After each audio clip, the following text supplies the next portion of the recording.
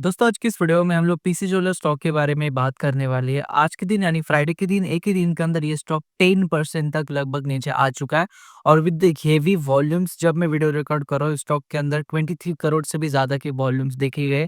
तो आज की इस वीडियो में इसके बारे में डिटेल में बात करेंगे। पीसी ज्वेलर्स स्टॉक के बारे में आपको एज ए इन्वेस्टर कौन-कौन सी चीज़ें पता होनी चाहिए और इसके बारे में डिटेल में थोड़ा-सा डिस्कशन करेंगे कि क्यों रिटेल इन्वेस्टर स्टॉक मार्केट में अक्सर पैसे खो लेते हैं।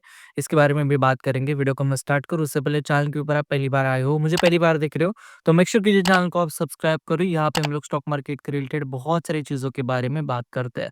अगर मैं पीसी ज्वेलर की बात करता हूँ, हालाँकि इसके बारे में हमने ऑलरेडी एक वीडियो बनाया था जहाँ में हमने डिटेल में इसके फंडामेंटल्स और फाइनेंशियल्स के बारे में बात की थी। लेकिन एक जो चीज़ जो आपको जानना इम्पोर्टेंट है इस स्टॉक के बारे में, वो है दोस्तों कि इसकी प्राइस रेंज। जिस प्राइस रेंज के ऊपर ये ट्रेड कर रहा है दोस्तों 10, 12, 20, 25 रुपए के ऊपर जो स्टॉक ट्रेड करते हैं, कहीं न कहीं ऐसे स्टॉक के अंदर रिटेल पार्टिसिपेशन काफ़ी ज़्यादा बड़ा होता है और अक्सर क्या होता है कि लोगों को होप बात बहुत ज़्यादा होता है। एज़ अ रिटेल इन्वेस्टर हम लोग बहुत होपफुल होते हैं about our money, about our investment और कहीं न कहीं इस होप के चक्कर में हम गलत जगह पे हमारे पैसे लगा देते हैं। अभी होप क्या होता है? एक तो है एज़ अ रिटेल इन्वेस्टर हमारे पास पैसे कम होते हैं, इसलिए हमें ये होप होता है कि हम जिस भी स्टॉक में खरीदे, वहाँ से वो स्टॉक 10, 15, 20 गुना अगर होता है तो हमारी कैपिटल एक अच्छी खासी कैपिटल बन सकती है। और इस चक्कर में हम लोग क्या करते हैं, जो चीज़ सस्ती दिख रही है उसको हम खरीदने जाते हैं। लेकिन स्टॉक मार्केट में एक रूल हमेशा याद रखो दोस्तों कि बाहर की दुनिया में हालाँकि एक रूल बहुत कॉमन है कि जो चीज़ सस्ती होती है उसे खरीदना चाहिए और जो चीज़ महँगी होती है उससे बचना चाहिए। लेकिन स्टॉक मार्केट में ये रूल जो है वो एप्लीकेबल नहीं होता है। स्टॉक मार्केट में अक्सर जो चीज़ सस्ती मिलती है वो और ज़्यादा सस्ती हो जाती है और जो चीज़ महँगी मिलती है वो अक्सर बहुत ज़्यादा महँगी हो जाती है। तो अगर आप सिर्फ़ सस्ती चीज़ों के पीछे भागोगे तो आप बहुत सारी चीज़ों में कॉम्प्रोमाइज़ करोगे। आप कौन-सी चीज़ों में कॉम्प्रोमाइज़ करोगे? आप कॉम्प्रोमाइज़ करोगे कंपनीज़ के फाइनेंशियल्स के ऊपर, कंपनीज़ के मैनेजमेंट के ऊपर, कंपनी के एग्ज़ीक्यूशन के ऊपर, एक स्ट्रॉन्ग मैनेजमेंट के ऊपर, एक स्ट्रॉन्ग एग्ज़ीक्यूशन के ऊपर आप हमेशा कॉम्प्रोमाइज़ करोगे जब आप स्टॉक मार्केट में चीप थिंग्स के पीछे भागने लगोगे। अब चीप मैं किसी कंपनी को चीप नहीं बोल रहा, मैं बोल रहा हूँ कि स्टॉक मार्केट में कोई स्टॉक 10,000 रुपए के ऊपर ट्रेड करता है या हमारे जैसे स्टॉक 1-1 लाख रुपए 1-1 लाख रुपए के ऊपर ट्रेड करते हैं और फिर ऐसा क्यों होता है कि कोई स्टॉक 10 रुपए के ऊपर ही रह जाता है।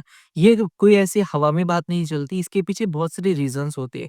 कुछ रीज़न्स की वजह से ही वो स्टॉक लाख-लाख रुपए के नज़दीक पहुँच जाती है और कुछ रीज़न की वजह से ही ये स्टॉक कुछ 10-20 रुपए के ऊपर ट्रेड करता है। रीज़न्स कौन से होते हैं? रीज़न्स होते हैं दोस्तों स्ट्रॉन्ग फाइनेंशियल्स के। जब भी कोई कंपनी के ऊपर ऐसी बहुत बड़ा कर्ज़ा होता है, बहुत बड़ी डेट के अंदर कंपनी होती है, अक्सर बड़े-बड़े प्लेयर्स ऐसे स्टॉक से बचना चाहते हैं। बचना भी क्यों चाहते हैं? बिकॉज़ कोई कंपनी के पास अगर इतना बड़ा कर्ज़ा है तो उसका जो प्रॉफ़िट वो कमाने वाली है, बहुत ज़्यादा चांस है कि वो प्रॉफ़िट को भी उसको इंटरेस्ट पेमेंट करने में जाएगा, तो कंपनी के पास कुछ कैश नहीं बचेगा। तो कंपनी हमेशा लोगों के पैसे के ऊपर चलने वाली होगी, तो यहाँ पे ऐसे कंपनी में रह के आपके पैसे कब बनेंगे, ये एक बहुत बड़ा क्वेश्चन मार्क होता है। दूसरी बात कि कंपनी के ऊपर कर्ज़ा होता है, इसमें कोई ऐसे मतलब बहुत बड़ी गुनाह वाली बात नहीं है, बहुत बड़ी क्राइम वाली बात नहीं है।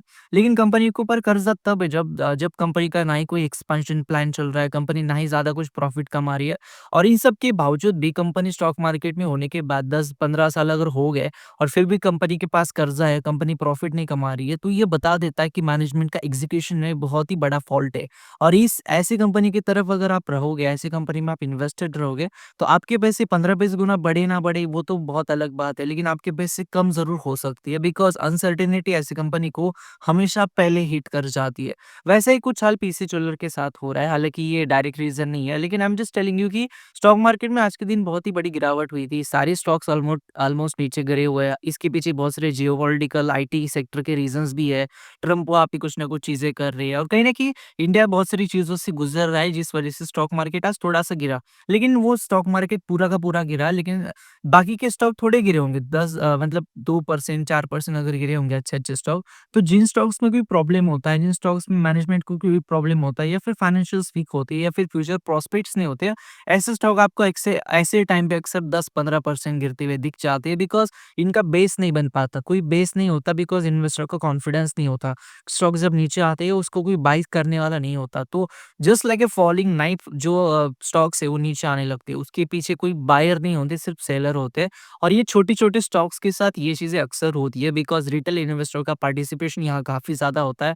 बड़े-बड़े प्लेयर्स अक्सर लोगों को ट्रैप कर जाते हैं, हायर लेवल्स के ऊपर लोगों को बाय करने के लिए रखते हैं और फिर बाद में खुद वहाँ से एग्ज़िट ले लेते हैं। लेकिन जो छोटे रि रिटेल इन्वेस्टर है 10,000 20,000 रुपए जिन्होंने इन्वेस्ट किया, उनके पैसे, उनकी जो हार्ड अर्न मनी है, वो कहीं न कहीं ऐसे स्टॉक्स के अंदर फँस जाता है। तो एज़ ए इन्वेस्टर आपको हमेशा एक ध्यान रखनी चाहिए कि आपकी पैसे की कदर अगर आप नहीं करोगे, तो कोई और क्यों करेगा? और अगर आप आपकी पैसे की कदर करोगे, तो आप अक्सर ऐसे ऐसे स्टॉक्स के अंदर ही इन्वेस्ट करोगे, जहाँ पे मैनेजमेंट अच्छा हो, जहाँ पे फाइनेंशियल स्ट्रांग हो और जहाँ से आपके पैसे बढ़ने का चांस हो। तो ये था आज का वीडियो को मैं एंड करूँ उससे पहले चैनल को सब्सक्राइब कर देना, वीडियो को लाइक कर देना। आपको वीडियो में कोई बात अच्छी लगी है, तो मुझे कमेंट बॉक्स में ज़रूर बता देना। धन्यवाद दोस्तों, ये वीडियो देखने के लिए। धन्यवाद।